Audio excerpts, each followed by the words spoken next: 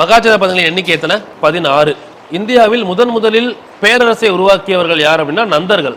இந்தியாவில் முத உருவாக்குனவங்க நந்தர்கள். அது யாரை சொல்லலாம்? நந்தர்கள்ல மகாபத்மநந்தர், அவர் தான் உருவாக்கியவர், அரசை உருவாக்கியவர், நந்த வம்சத்தை தோற்றுவித்தவர்.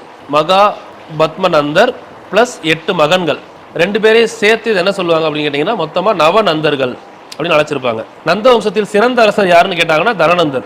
தனநந்தர் காலத்துல 2 பேர் முக்கியமானவங்க. அலெக்சாண்டர் படையெடுத்து வர்றப்போ ஒருத்தர் நாட்டை கொடுத்துட்டு போயிருப்பாரு, ஒருத்தர் எடுத்து சண்டை போட்டிருப்பாரு. நாட்டை கொடுத்தவர் பேர் என்னது? நந்தர்கள்ல அலெக்சாண்டரை எதிர்த்து போரிட்டவர் யார்? போரஸ்.